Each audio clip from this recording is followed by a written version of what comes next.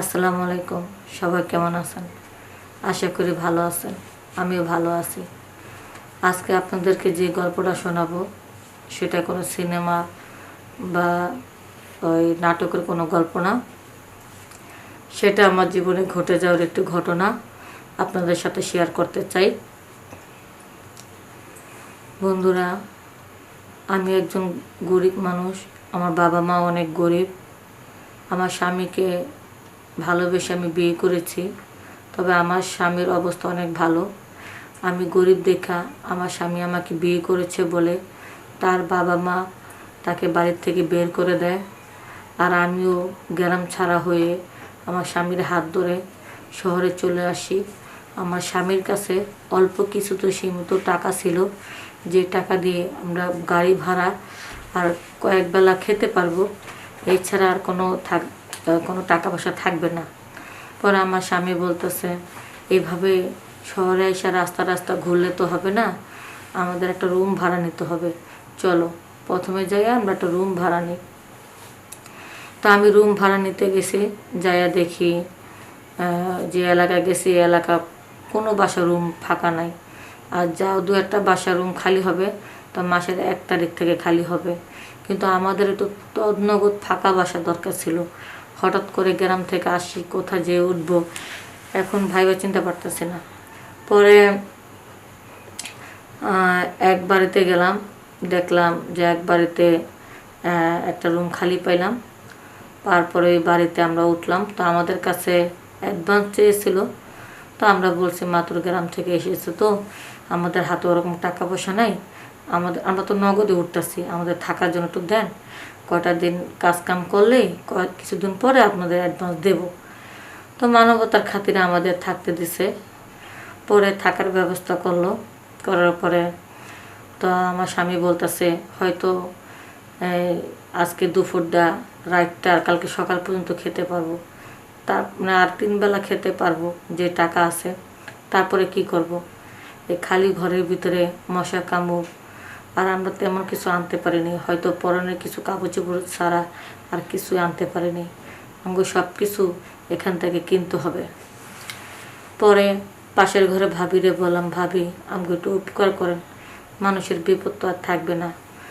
পরে আমি বললাম যে ভাবি, আমাদের একটু দোকান থেকে বাকি সদাই কিছু চাল ডাল আনার ব্যবস্থা করে দেন। পরে এক ভাবি দোকান থেকে চাল ডাল আনার ব্যবস্থা করে দিল।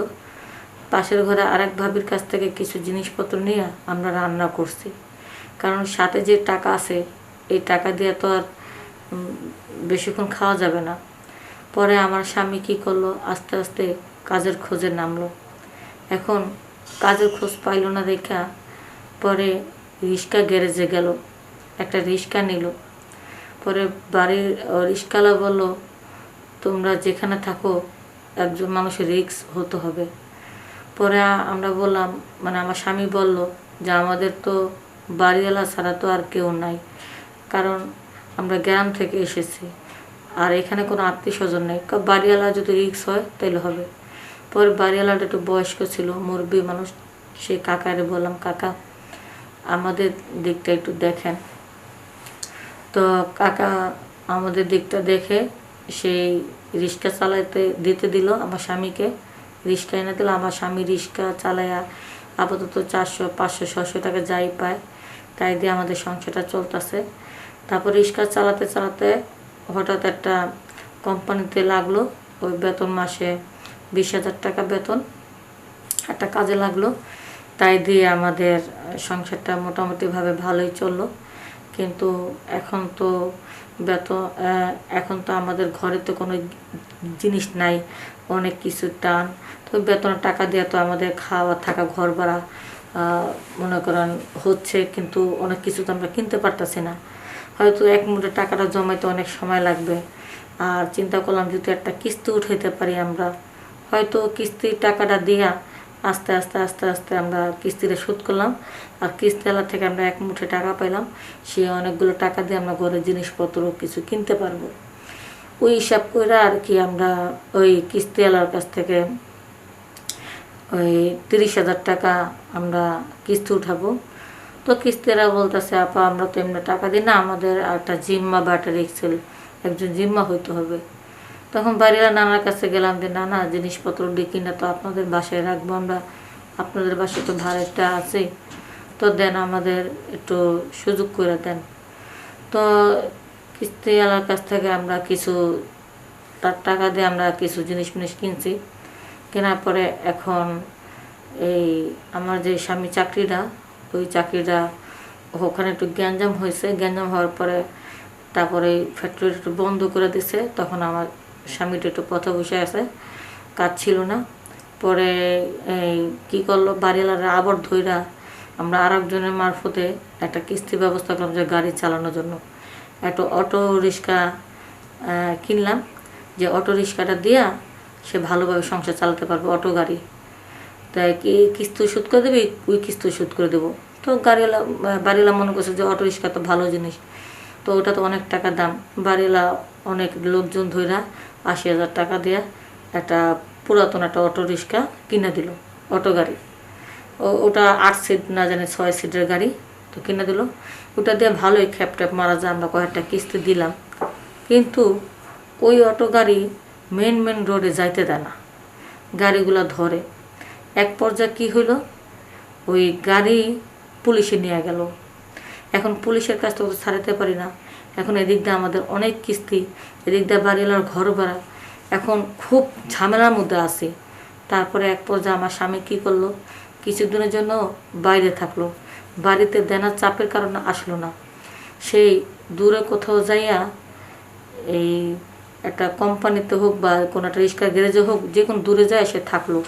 সে আমাকে রাইখা সে চলে গেল গা দেনার কারণে। এখন এতগুলা দেনা আমার মাথার উপরে আটকা রয়েছে, তার উপরে কিস্তিওয়ালায় একটু পর পর আসতেছে, চাপ দিচ্ছে। পরে একদিন চিন্তা করলাম এইভাবে তো 6 মাস হয়ে গেল গা, এতগুলা টাকা কেমনি কি দেব। পরে কিস্তিওয়ালার টাকা যখন আমি শোধ করতে না পারতেছি, তখন কিস্তিওয়ালার আমি বলতেছি ভাই আমি তো টাকাটা শোধ করতে পারতেছি না, আপনার ভাই যে গাড়িটা আনছে কিস্তির টাকা দেয়া, সেই গাড়িটা তো পুলিশে ধরে নিয়ে গেছে গা, এখন আমি কী করবো কোন তো। পরে দেখেন আপা পুলিশে ধরে নোক আল্লাহ যাই করুক, এটা তো আমরা বুঝবো না। আপনি আর আপনার স্বামী মিলে কিস্তি উঠাইছেন, এখন টাকাটা আপনারা দিবেন। তারপরে আরেক কিস্তিওয়ালার থেকে 30,000 টাকা নিয়ে যে কিছু টুকটাক জিনিসপত্র কিনলাম, তার টাকারও দিতে পারতেছি না। মানে আমরা একেবারে পঙ্গু হয়ে গেছি গা।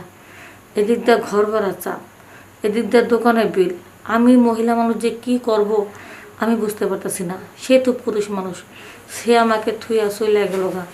এখন আমি বাধ্য হইয়া প্রথমে কিস্তিওয়ালাকে সামাল দিতে চাইলাম। কিস্তিওয়ালারে বললাম কিস্তিওয়ালা ভাই আমার যে টাকাটা এটা আপনার পকেট থেকে দেওয়া যায় না, আপনি কি পাগলে পেয়েছেন, আপনার কিস্তি আমি দেবো। কিস্তিওয়ালা ভাই এখন তো আমার পরিস্থিতির কথা শুনছেনি, এখন একটা উপায় বাইর করে দেন না, কীভাবে টাকাটা শোধ করুন, একটু গায়ে গোত্র শোধ দেওয়া যায় না। কী বলতেছেন এসব, যদি আপনার লাগে একটু সময় কাটাই, আপনি আমার কিস্তি একটু হুট করে দিতেন যদি, এছাড়া তো আমার উপায় নেই। দেখেন আমি আমার স্বামীর মতন যদি আমি পলা জায়গা, তাহলে তো আপনারা কিছু পাইতেছেন না। পরে চিন্তা করলো আসলে তো মেয়েটা বিপদে পড়ছে, তার উপরেতে আমি তার আমার তার কোনো বাচ্চা কাচ্চা হয়নি, মাত্র নতুন বিয়ে হয়েছে। আর মেয়েটা তো দেখতে শুনতে অনেক সুন্দর রূপসী, কিস্তিওয়ালারও নজর পড়ে গেল। ঠিক আছে ভাবি, আপনি যেহেতু পারতেছেন না, আপনার অসহায় মানুষ, আপনার প্রতি দয়া মায়া হইল, তাই চলেন ঘরে চলেন, কোন জায়গায় গায়ে গোত্র সুদ দেবেন। পরে ঘরের ভিতরে নিয়ে কিস্তিওয়ালা ভাই বুঝতে তো পারছেন আমাকে অনেকভাবে মজা দিল, আর আমিও তারে অনেক খুশি করলাম। দুজনে এত খুশি আর এত ভালোভাবে আমরা আনন্দ পাইলাম যে কিস্তিওয়ালা আমাকে বললো আপা যতদিন পর্যন্ত এই কিস্তি সুদ না ততদিন পর্যন্ত আপনি মজা দিতে থাকবেন, আর দরকার পড়লে আপনার আমি আরও কিস্তি দেবো, ঠিক আছে, আপনার আমি আরও কিস্তি দেবো, আরও লোন নেন, সমস্যা নেই, আপনার পাশে আমি আসি, আপনার পলা যাওয়া লাগবো না, আপনার সব দেন আমি শোধ করে দেবো। প্রায় যখন আমি সুযোগ পাবো আপনার বাড়িতে আসবো কিস্তি নেওয়ার জন্য, ওই সুযোগে আপনি কাজটা দেবেন। তাই আমি বলছি আচ্ছা ঠিক আছে। এইভাবে প্রতিনিয়ত আমি কিস্তিওয়ালার কিস্তি শোধ করতে থাকি। যখন সব কিছু শোধ হয়ে যায় তখন আমার স্বামী আমার কাছে ফিরে আসে। তখন আমি তারে বললাম, যখন আমার বিপদ ছিল তখন তুমি আমাকে ফালা থুয়া চলে গেছো গা, আর এখন আমার সুদিন আইছে, এখন তুমি আমার পাশে আসছো না, তোমাকে আমি আর জায়গা দেবো না। যেহেতু কিস্তিওয়ালার সাথে আমার সম্পর্ক হয়েছে, কিস্তিওয়ালাকে নিয়ে আমি পড়ে থাকবো। তো বন্ধুরা, আপনাদের একটা কথা বলতেছি, যে স্বামী বিপদের সময় স্ত্রীর পাশে থাকে না, সেই স্বামীকে কখনো সুখের সময় পাশে রাখবেন না। কারণ একটা স্বামী ওয়ান টাইমের জন্য না, স্ত্রী সুখ দুঃখে সারা জীবন যেন পাশে থাকতে পারে। যে স্বামী নিজের সার্থকটা বুঝে আপনি তার উপরে ভরসা করে আপনার জীবন চালাবেন না, তো ওই স্বামীকে সবসময় আপনার বাদ দিয়ে দিবেন। আর যে সমস্ত লোক বেমানি করে তাকে একবারে বেশি দ্বিতীয়বার আর বিশ্বাস করবেন না। দ্বিতীয়বার যদি বিশ্বাস করেন তাহলে এর থেকে ভয়ঙ্কর সবল আপনাকে দিতে পারে। সবাই ভালো থাকবেন, সুস্থ থাকবেন। আসসালামু আলাইকুম।